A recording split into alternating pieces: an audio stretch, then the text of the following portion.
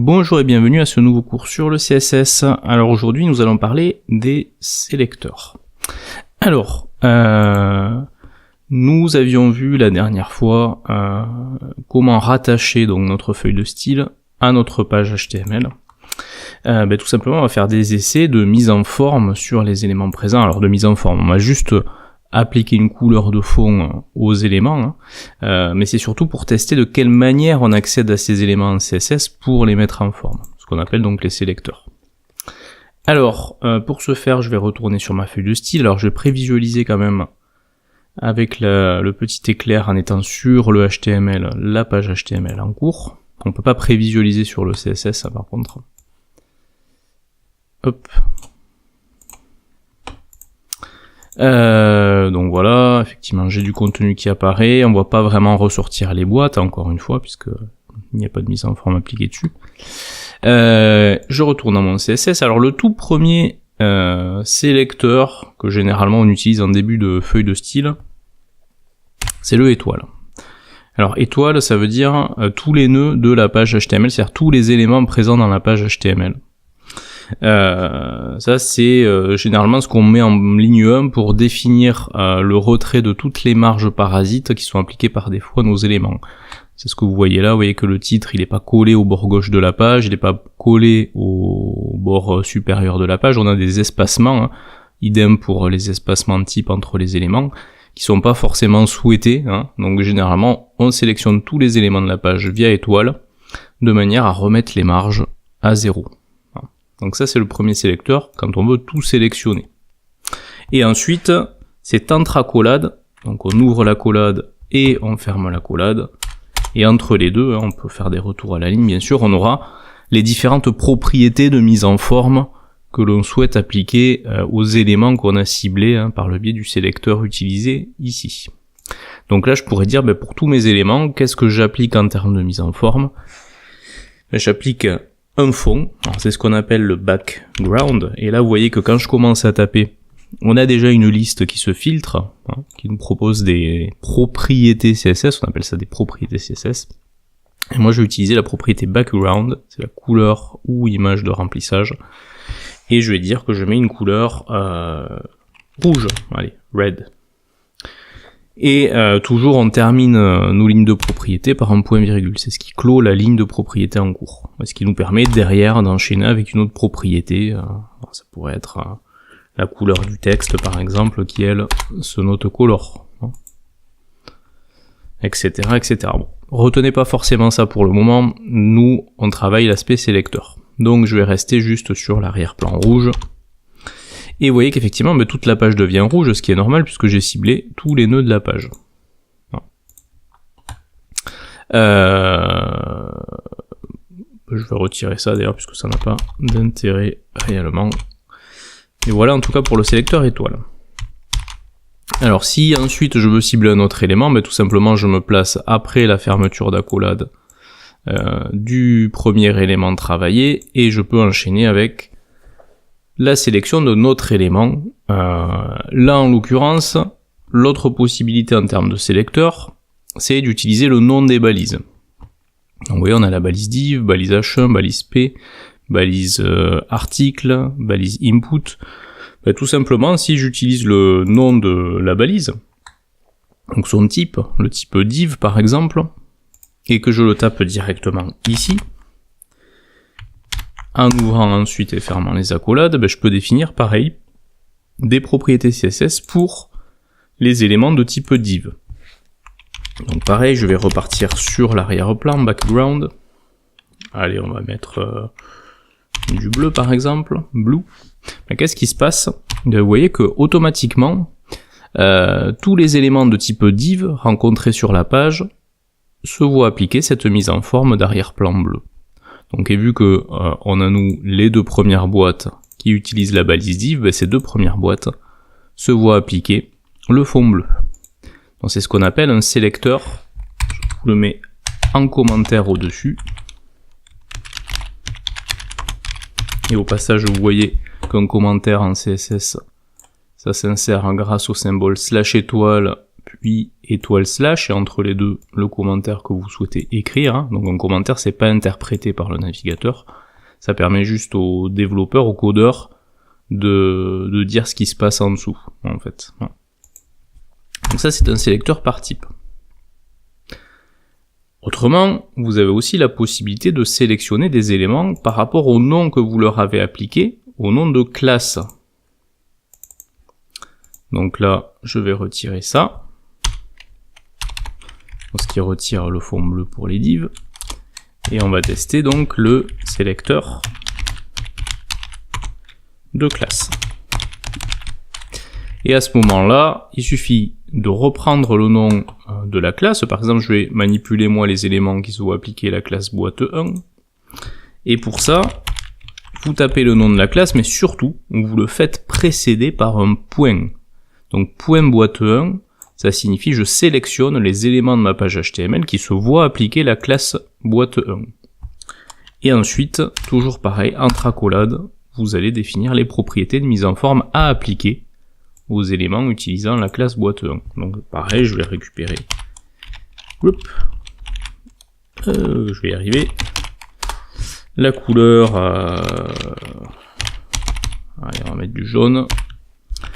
Et qu'est-ce qu'on remarque? Vous avez ici la boîte 1 qui se met en jaune, mais vous avez également cette boîte-là. Alors si on regarde dans le code, c'est tout à fait normal, puisque ma classe boîte 1, je l'ai appliquée effectivement à la première boîte, à la div, mais je l'ai aussi appliqué, hop, à cet article-là. Cet article contenant le titre, ceci est un article. Boîte 1. Donc c'est tout à fait logique. Donc c'est le sélecteur par classe. Vous avez également en sélecteur possible le sélecteur par rapport à l'identifiant, donc l'identifiant. Alors l'identifiant, on en a déjà parlé, et notamment pour faire des liens vers des encres nommées, vers des emplacements sur la page. Donc on peut appliquer effectivement des identifiants à des boîtes. Alors attention à la différence des classes, un identifiant est forcément unique. C'est-à-dire que si j'applique l'identifiant, par exemple la boîte ici à cette boîte, je ne pourrai pas réappliquer cet identifiant sur un autre élément de la page. C'est interdit. Donc, par exemple, cette boîte-là, qui a la classe boîte 2 et l'identifiant la boîte, je peux très bien la mettre en forme en utilisant le nom de l'identifiant, à savoir l'identifiant la boîte. Et attention, il y a une règle, quand on cible des identifiants, on fait précéder le nom de l'identifiant par un dièse au niveau du CSS. Donc là, c'est le sélecteur de l'identifiant la boîte de ma page. Et pareil, je vais appliquer un background, par exemple du rose. Vous voyez effectivement que la boîte se voyant appliquer l'identifiant la boîte se voit appliquer un fond rose. Donc c'est bien effectivement la boîte numéro 2, celle-là. D'ailleurs, cette boîte-là, j'aurais très bien pu la mettre en forme en utilisant également cette classe, boîte 2. Voilà. Donc si je mets boîte 2 ici, à la place de l'identifiant, précédé d'un point puisque c'est une classe, cette boîte se met également en forme en rose. Sauf que, vu qu'on a une autre boîte sur la page, se nommant également classe boîte 2, celle-là aussi se met en rose. Donc ça c'est la différence. À une classe, on peut l'appliquer à plusieurs éléments, un identifiant est unique. D'ailleurs, je pourrais très bien partir de ça, et en ayant défini l'identifiant la boîte avec un autre arrière-plan, vous verriez que à ce moment-là, c'est l'identifiant qui prend le dessus sur la classe. Vous voyez, les deux là ciblent la même boîte, aussi bien cet identifiant que cette classe ciblent la même boîte. Pour autant, c'est pas le rose qui prend le dessus, c'est le rouge, puisque l'identifiant, l'idée, a plus de poids au niveau sélection que la classe. Donc c'est lui qui prend le dessus sur ce qui a été défini au niveau de la classe. Donc voilà en tout cas le sélecteur par identifiant. Vous avez autrement aussi la possibilité de sélectionner par rapport à un attribut. Ce qu'on appelle le sélecteur par attribut. Alors cas de figure, ici vous avez deux inputs. Donc si je mets par défaut, si je fais par défaut une sélection par type, à ce moment-là je dis je cible le type input, hein, d'autant plus que j'ai pas de classe ni d'identifiant appliqué à ces éléments. Hein. Donc input, si je veux mettre en forme le texte par exemple, donc je mettrai le type input, et entre accolades, ce que je veux appliquer en termes de mise en forme, pareil, je vais partir sur décidément, un arrière-plan, et on va mettre du vert, green. Le problème, vous le voyez, c'est que, oui, j'ai du vert en fond de mon input texte, mais j'ai également un fond vert sur mon bouton à côté. Pour que ça soit plus parlant, je vais mettre un value bouton. Effectivement, les deux sont en fond vert. Donc là, ce qu'on peut faire pour ne sélectionner que le input qui est de type texte, c'est utiliser justement cette notion de sélecteur par attribut. Donc on part du input, et ensuite, on va utiliser des crochets, crochet ouvrant, crochet fermant, pour dire, par rapport à cet input, je ne sélectionne que ceux dont le type est égal au type voulu. Donc là, moi, je veux mettre en forme le input de type texte, donc je choisis le type égal à texte. Et à ce moment-là, vous voyez que seul le input de type texte se voit appliquer le fond vert, mais pas le bouton.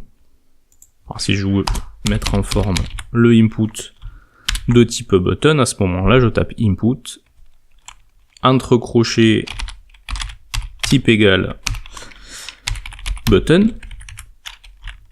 Je vous rappelle, c'est le type, l'attribut type appliqué donc à cet input. Et je peux lui mettre notre background. Allez, hop, à quoi par exemple.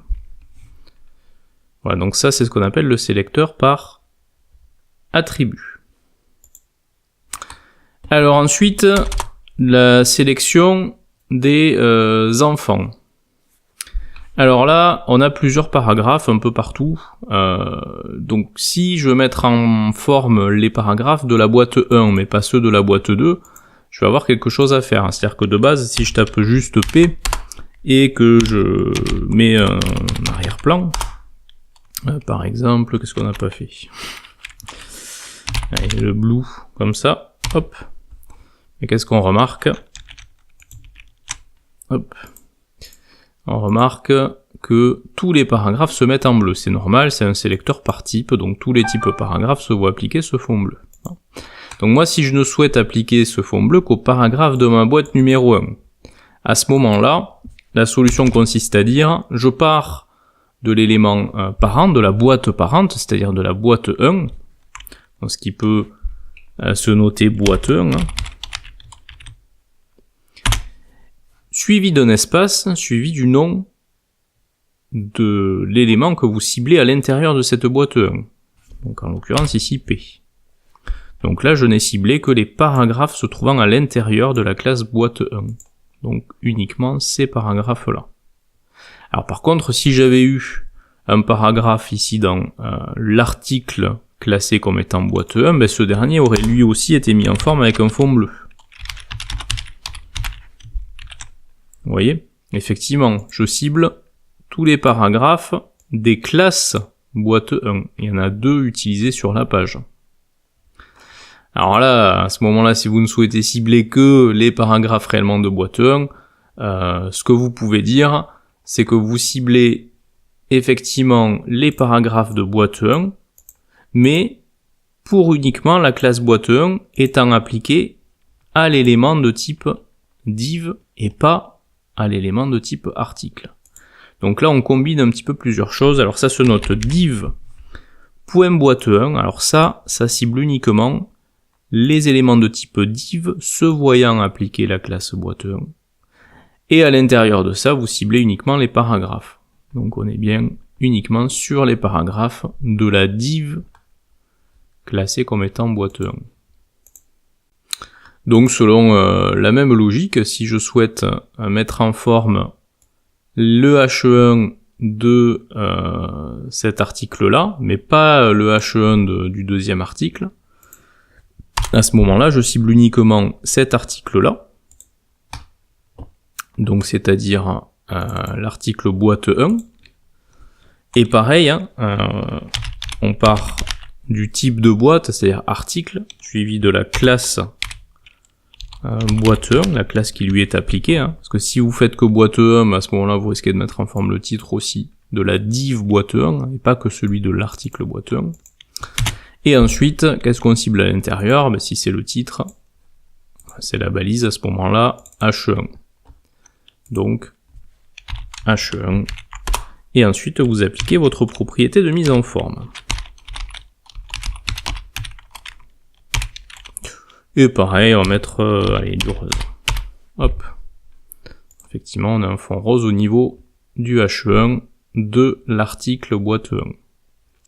Mais vous remarquez dans mon CSS que j'ai également appliqué sur ce fameux H1 une classe, la classe titre.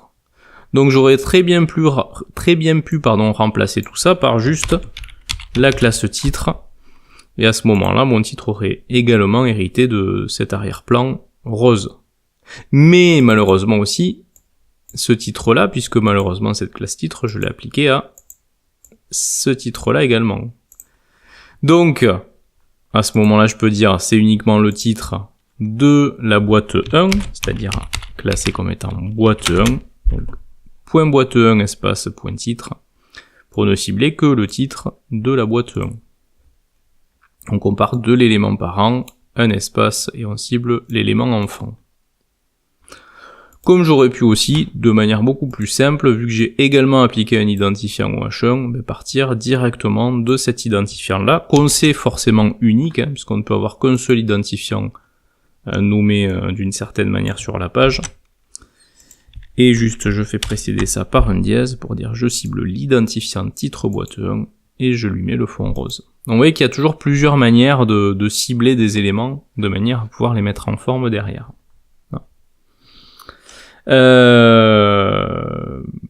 Donc ça c'est les sélecteurs, en tout cas c'est cette histoire d'espace, c'est pour cibler les éléments à l'intérieur, c'est ce qu'on appelle le sélecteur d'éléments descendants ou d'enfants.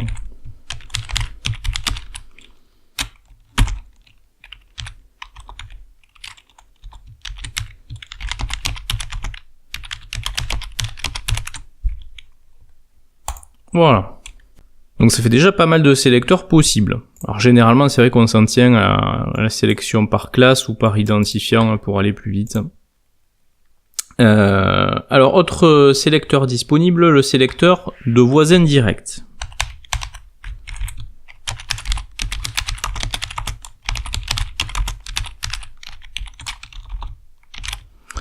Je m'explique. Vous avez par exemple à cet endroit-là un article. Cet article, il se trouve après, directement après la boîte classée comme étant boîte 2 ou identifiée comme étant la boîte. Donc si vous souhaitez cibler cet article-là, donc ok, lui il est classé, donc vous pouvez utiliser la classe boîte 1 hein, et le type, ça donnerait article.boîte 1. Mais vous pouvez aussi le cibler en disant je cible l'article qui se trouve juste après la boîte 2. À ce moment-là, vous utiliseriez ce sélecteur-là. Donc vous partez de la boîte 2, donc point boîte 2, puisque c'est la classe qui lui est appliquée. Espace plus espace article. Et là, vous ciblez l'élément de type article qui se trouve juste après la boîte 2, en faisant ce plus-là. Et là, regardez, je vais changer l'arrière-plan. Et vous voyez effectivement que cet article-là uniquement, c'est-à-dire l'article qui est directement après boîte 2, se voit appliquer la mise en bleu. Celui d'après, non par contre, parce qu'il n'est pas directement situé après boîte 2. C'est uniquement celui-là qui est directement situé après. Donc voilà pour ce qui est du sélecteur de voisin direct par le plus. Alors nous avons maintenant le sélecteur de voisins. Et donc pas de voisin direct. Alors le sélecteur de voisins, il va vous permettre de sélectionner tous les éléments qui suivent un élément donné. Et ces éléments ayant le même parent. Donc par exemple, si je veux sélectionner tous les paragraphes qui suivent les titres de niveau 1. Donc à ce moment-là, je vais utiliser donc le sélecteur de titre de niveau 1, H1, suivi du symbole tilde, suivi de la balise de paragraphe. Donc là, je cible tous les paragraphes qui se trouvent juste après un H1, mais les deux étant dans la même boîte en fait. Donc du coup, normalement, tous les paragraphes sont censés être ciblés parce qu'ils suivent tous, dans ce cas présent, un H1. Et je vais par exemple leur mettre un background noir. Hop. Alors ça marche pas sur la première boîte parce que j'ai déjà mis ce sélecteur là. Donc je vais le mettre en commentaire. Hop. Ah non, c'est pas lui, pardon, je dis une bêtise. C'est ici que j'ai défini ces paragraphes en bleu, donc c'est ici que je vais mettre ça en commentaire pour le moment. Donc, effectivement, vous voyez que quand je fais ça, tous les paragraphes suivant un H1 se trouvent mis en forme avec un fond noir. Et pas uniquement le premier, ça c'est voisin direct, c'est le premier élément qui est mis en forme. Là c'est tous les paragraphes suivants directement des H1. Donc du coup si je ne veux appliquer ça que par exemple à tous les paragraphes suivant directement un H1 dans la boîte 2, je pourrais rajouter point boîte 2, la classe boîte 2, espace H1 tilde P. Donc là je ne cible que les paragraphes se trouvant directement après un H1, mais un H1 étant présent dans une boîte classée comme étant boîte 2. Donc du coup ça limite à cette boîte là. Donc le sélecteur de voisins. Alors vous avez ensuite la sélection par énième élément. Donc là par exemple, si je veux sélectionner uniquement les premiers paragraphes et non pas les deuxième, troisième et quatrième. À ce moment-là, je peux dire P suivi de 2 points first of type, et à ce moment-là, je cible uniquement les premiers éléments de type paragraphe dans une boîte de données. Et du coup, pareil, je vais leur appliquer tiens, un fond blanc, tiens, pour changer. Hop. Qu'est-ce qu'on remarque? On remarque que tous les premiers paragraphes se voient appliquer le fond blanc. Alors c'est pas le cas du premier. Pourquoi? Parce que le premier se voit appliquer un fond bleu, de par ici le sélecteur d'éléments descendants. Donc c'est-à-dire que c'est lui là qui a pris le dessus sur lui. D'ailleurs si je le mets en commentaire, vous allez voir que il va également passer en blanc. Donc il y a le first of type, il y a le last of type, qui marche du coup pour les derniers paragraphes trouvés, cette fois-ci, et non pas les premiers. Et vous avez les énièmes paragraphes, c'est-à-dire nth of type, suivi entre parenthèses du énième paragraphe. Donc si je mets 2 par exemple, je cible les deuxièmes paragraphes de chaque boîte pour leur mettre un fond blanc. Donc c'est les sélecteurs par énième élément. Voilà. Donc voilà pour ce qui est de ce cours sur les sélecteurs CSS, et on se retrouve très bientôt pour un nouveau cours sur la notion de mise en forme de blocs.